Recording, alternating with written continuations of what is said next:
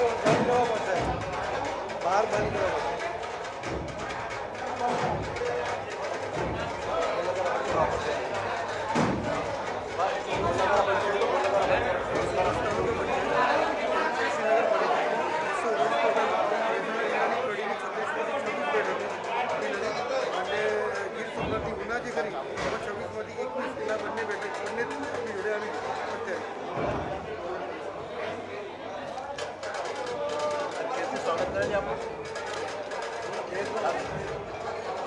મિત્રો હવે 1 મિનિટ શાંતિ રાખીશું સૌ. આપણે સૌ આપણી વચ્ચે ગુજરાત પ્રદેશ ભારતીય જનતા પાર્ટીના લોકપ્રિય અધ્યક્ષ અને દેશમાં સર્વાધિક મતોથી વિજેતા બનેલા સાંસદ આદરણીય CR પાટીલ સાહેબ ઉપસ્થિત છે. ત્યારે હું માનનીય પ્રમુખ સાહેબને વિનંતી કરું છું કે સૌ પત્રકાર મિત્રો સાથે વાર્તાલાપ કરે. આદરણીય પ્રમુખ સાહેબ.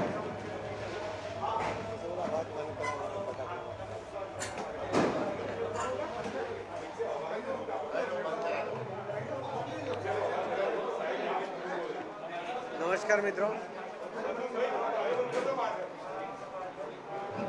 આજે એક હળદી કંકુના કાર્યક્રમ માટે અને સ્થાનિક સ્વરાજ્યના ઇલેક્શન માટે એને પ્રચાર અર્થે વડોદરા આવવાનું થયું છે.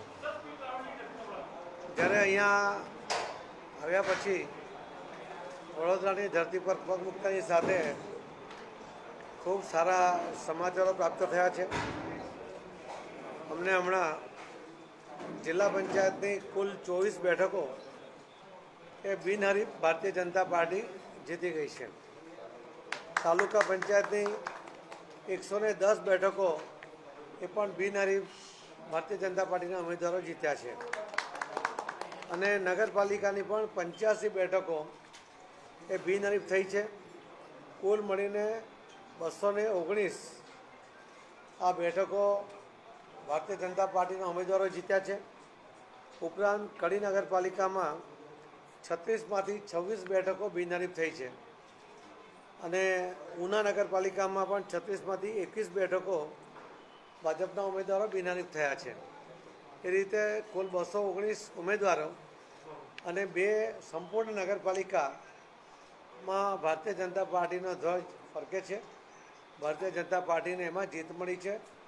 હું સૌ મતદારોનો એના માટે ખૂબ ખૂબ આભાર પણ માનું છું. આજે જ્યારે બરોડા આવવાનું થયું છે તો વર્ષોથી બરોડાને જોયું છે. છેલ્લા 25 વર્ષની અંદર ભારતીય જનતા પાર્ટીએ શાસન સંભાળ્યા પછી બરોડાનો જે વિકાસ થયો છે એ વિકાસ સૌને દેખાય છે. એને શબ્દોમાં વર્ણવવાની જરૂર નથી. પરંતુ આ નગરમાં જોઈતી તમામ જરૂરિયાતો એ પૂર્ણ કરવા માટે ભારતીય જનતા પાર્ટીના સૌ પદાધિકારીઓ અને સૌ આગેવાનો એ કટિબદ્ધ હોય છે. મારું વડોદરા આ એક શબ્દની અંદર આ બધી જ વાતો આવી જાય છે. મેં રંજનબેન ભટ્ટને લોકસભામાં અને અહીંયા ઇન્ટરનેશનલ એરપોર્ટ બને એના માટે આદરણીય પ્રધાનમંત્રી નરેન્દ્ર મોદી સાહેબ પાસે વારંવાર રજૂઆત કરીને આ એરપોર્ટ મેળવતા પણ જોયા છે. એમના માટે સતત રજૂઆત કરતા પણ જોયા છે. શ્રી ભરતભાઈ ડાંગરથી માંડીને હમણાં જે બેન અમારા મેયર હતા એ બધા પણ સરકારમાં વારંવાર રજૂઆત કરીને વધુમાં વધુ ફાયદો બરોડાને થાય એના માટે પ્રયત્નશીલ રહ્યા છે. ભર્ગવભાઈ સંગઠનાત્મક રીતે પહેલાંથી ઉપપ્રમુખ હતા અને હમણાં પ્રદેશમાં મહામંત્રી છે. પણ સતત આ બધા પ્રોગ્રેસ ઉપર અને વિકાસ ઉપર એમની નજર પણ હોય છે. એમનું માર્ગદર્શન મળતું આવ્યું છે. અને એટલા જ માટે વિશ્વામિત્ર નદીની જે સમસ્યા હતી વડોદરામાં, જે છેલ્લા કેટલાક મહિનાથી પાણી જે ફરિયાદો હતી એના નિવારણ માટે સરકારમાં રજૂઆતો કરીને એના પણ નિર્ણય લેવડાવ્યા છે. સાથે સાથે જે ઓવરબ્રિજની જરૂર હતી કદાચ સૌથી વધુ 225 કરોડ રૂપિયા રાજ્ય સરકારે મંજૂર કરીને અહીંયા ઓવરબ્રિજ આપ્યો છે કે જે ટ્રાફિકની સમસ્યા હલ કરશે, લોકોનો સમય બચાવશે, પોલ્યુશન પણ ઓછું કરશે. સામાન્ય રીતે 100 કરોડથી વધુ રૂપિયાનો બ્રિજ રાજ્ય સરકાર મંજૂર કરતી નથી, પરંતુ વડોદરાવાસીઓની જરૂરિયાતને ધ્યાનમાં રાખી, એમની માંગણીને ધ્યાનમાં રાખી રાજ્ય સરકારે પણ આ નિર્ણય કર્યો. એના માટે વિજયભાઈ રૂપાણી સાહેબ અને નીતિનભાઈ પટેલ સાહેબે ખૂબ પોઝિટિવ નિર્ણય આ કર્યો છે. પ્રધાનમંત્રી નરેન્દ્ર મોદી સાહેબ તો પહેલીવાર બરોડાથી પણ લોકસભાના સભ્ય તરીકે ચૂંટાયા હતા અને દેશમાં સૌથી વધુ લીડ સાથે એ બરોડામાંથી જીત્યા હતા. બરોડા પ્રત્યે એમનો પ્રેમ છે અને એટલા જ માટે બરોડાના ઇન્ટરનેશનલ એરપોર્ટથી માંડીને તમામ ડેવલપમેન્ટમાં એમનો પોઝિટિવ હકારાત્મક આખો એપ્રોચ રહ્યો છે. છેલ્લા 25 વર્ષથી ભારતીય જનતા પાર્ટીએ બરોડાના લોકોની અપેક્ષાઓ પૂર્ણ કરી છે.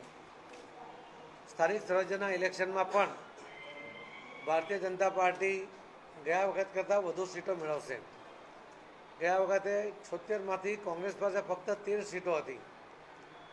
મને આ વખતે લાગતું નથી કે કોંગ્રેસ ડબલ ફિગર પર પહોંચે અને મને વિશ્વાસ છે કે બરોડાની પ્રજા ખૂબ સમજદાર છે.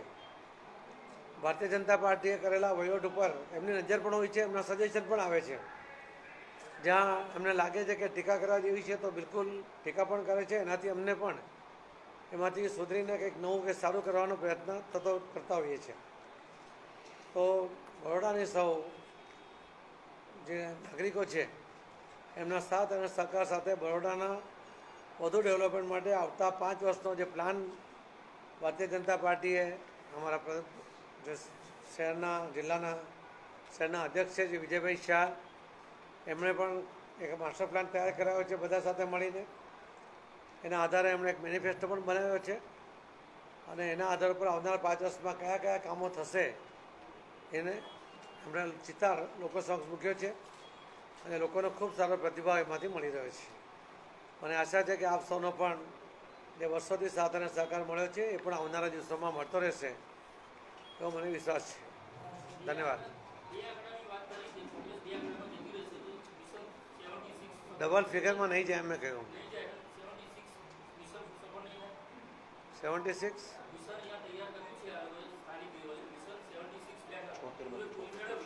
જો આમાં એવું છે કે આ લોકશાહી છે અને લોકસભામાં આવો દાવો કરી લેવો એના કરતાં જ્યારે આ નિર્ણય એ આ વડોદરા શહેરના નાગરિકોએ કર્યો છે ત્યારે આવો દાવો કરવો એના કરતાં એમની પણ મનમાં જે કોઈ ઈચ્છા હોય, એમને પણ જે લાગતું હોય એની પણ નિર્ણય કરવા દેવો જોઈએ.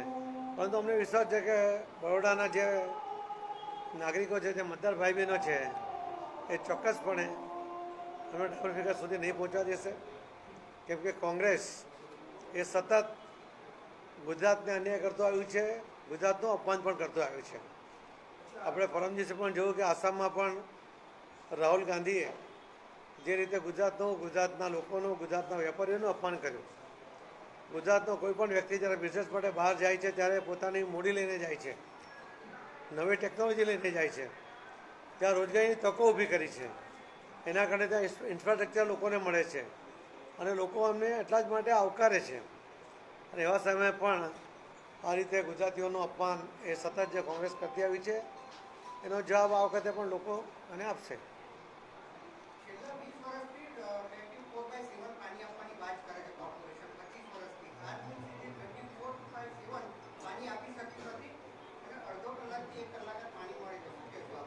જે રાજ્ય સરકારે હમણાં પ્લાન મંજૂર કર્યો છે એ મુજબ હવે આવનારા કેટલાક મહિનાઓમાં જ તમને શુદ્ધ અને પૂરતું પાણી મળી જશે એવો મને વિશ્વાસ છે.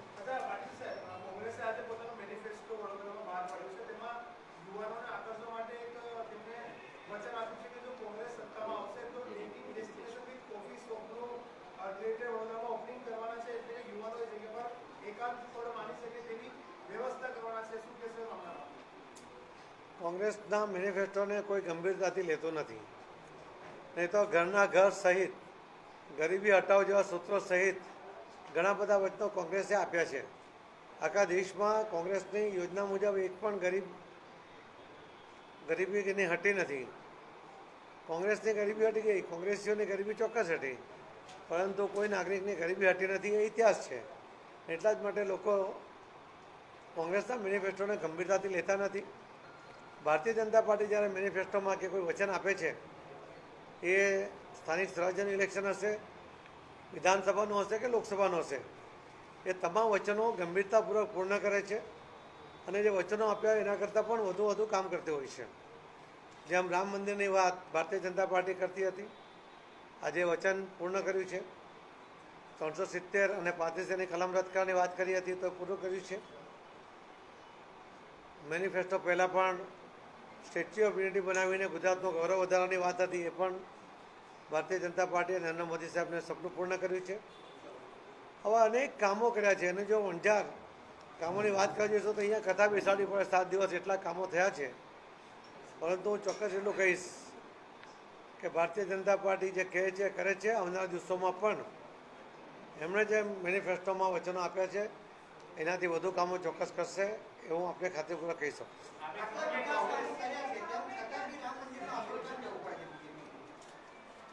રામ મંદિરની કલ્પના તમે કરો કે રામ મંદિર એક કરી આપણે બધાને જવાબ આપી દઈશ.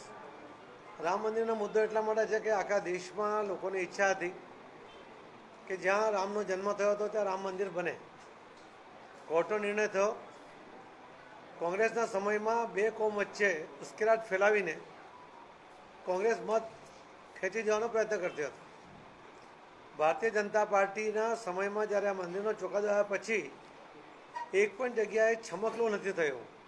એ જ બતાવે છે કે આ દેશના લોકોએ, બધી જ કોમના લોકોએ સર્વસંમતિ સાથે એને સમર્થન આપ્યું છે. આપણે જોયું છે ગઈકાલ સુધીમાં લગભગ 1591 એટલે લગભગ 1600 કરોડ રૂપિયા આખા દેશમાંથી લોકોએ સહયોગ આપ્યો છે અને હજુ પણ સહયોગ લોકો આપી રહ્યા છે. તો આ મંદિર નિર્માણ થવું જોઈએ એવી જે લોકોની ઈચ્છા હતી એ ઈચ્છા ભારતીય જનતા પાર્ટીએ પૂર્ણ કરી છે. તો મેનિફેસ્ટોમાં આપેલું વચન પૂર્ણ કર્યું હોય તો એ કહેવામાં કોઈ વાંધો નથી. બોલો બીજો કંઈ?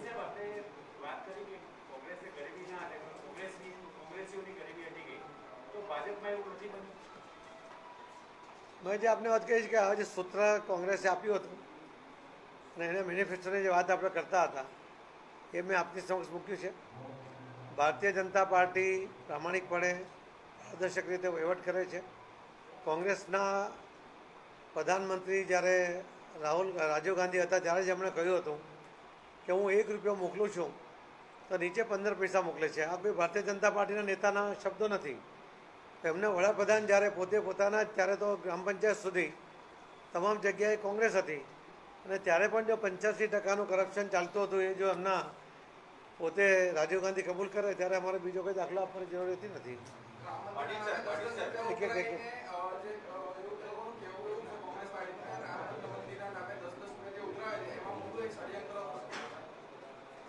કોંગ્રેસને દરેક જગ્યાએ ષડયંત્ર દેખાય છે.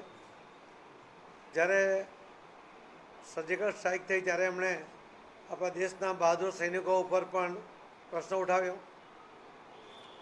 જ્યારે આ કોરોનાની રસી આવી ત્યારે એમણે વૈજ્ઞાનિકો ઉપર પણ પ્રશ્ન ઉઠાવ્યો. એટલે શંકાઓ ઊભી કરવી અને લોકોને ગેરમાર્ગે દોરવા એ કોંગ્રેસની ટેવ છે.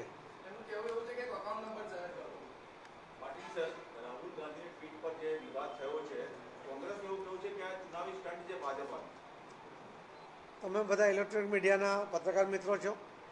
આ વાત આખા દેશ સુધી તમે જ પહોંચાડી છે. એનો જે વિડીયો છે એ કોઈ ભારતીય જનતા પાર્ટીએ ક્રિએટ નથી કર્યો, પોતાના શબ્દોમાં જ આ લખાયું છે.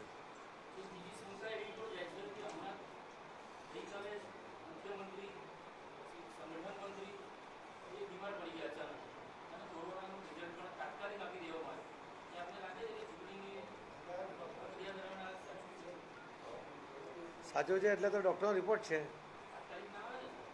આવી જાય ને તરત જ આવી જાય. તમે કઢાવો આજે તમને આપી જશે, 4 જ કલાકમાં આવી જાય. રેપિડ ટેસ્ટ RT-PCR ટેસ્ટ અમે બીજા દિવસે રિપોર્ટ આપ્યો. ના, બીજા દિવસે આપ્યો છે. હું પોતે હાજર હતો ત્યાં. બોલો એક બધાના વારે બોલો બેન.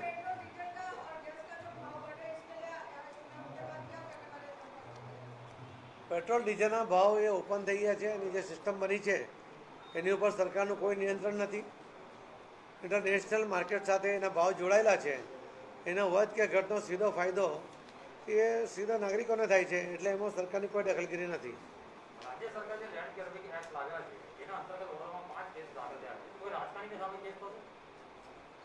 લેન્ડ ગ્રેબિંગ એક્ટમાં રાજકારણીઓને કોઈ મુક્તિ આપી નથી. છે કોઈ બીજો? એક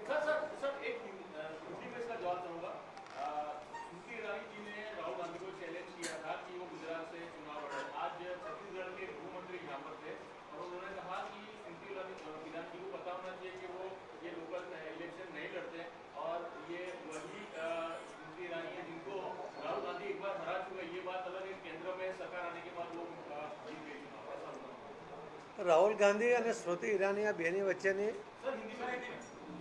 दोनों के बीच में आप उसको गलत तरीके से ले रहे हो.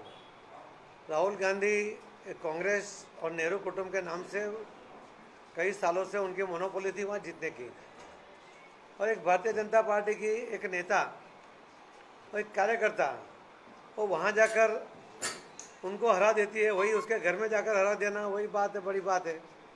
उसकी जगह उन्होंने दिखा दी है. आज जो उन्होंने कहा तो जो स्मृति ईरानी ने उनको गुजरात में इलेक्शन लड़ने के लिए जो चैलेंज की है वो लोकसभा के लिए ही किया है. स्थानिक स्वराज्य के इलेक्शन के लिए हम नहीं करते, हमको पता है इतना. तो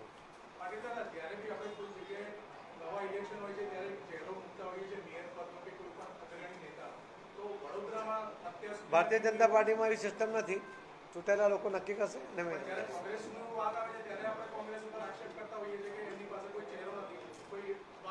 ત્યારે લોકસભાની વાત હોય છે ત્યારે આખા દેશની એની પર મીટ માંડીને બેઠા હોય છે કે આખો દેશ કોના આધાર ઉપર ચાલશે, ત્યારે એના ચહેરા માટેનો અપેક્ષા હોય છે, લોકોને જાણવાની ઉત્કંઠા હોય છે. અહીંયા લોકલ એમાં તો જે ઉમેદવાર હોય છે દરેકને સામાન્ય રીતે લોકો જાણતા જ હોય છે.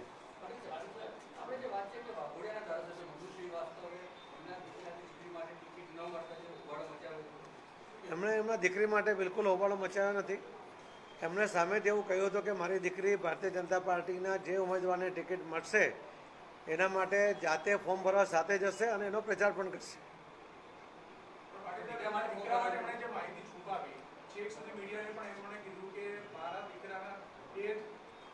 એના કારણે માહિતીને જ્યારે સામે આવી ત્યારે એનું ફોર્મ રદ થયું છે. જે નિર્ણય લેવાનો હતો આગળ લીધો જ છે. ધન્યવાદ. સૌ પત્રકાર મિત્રો ખૂબ ખૂબ આભાર. ધન્યવાદ.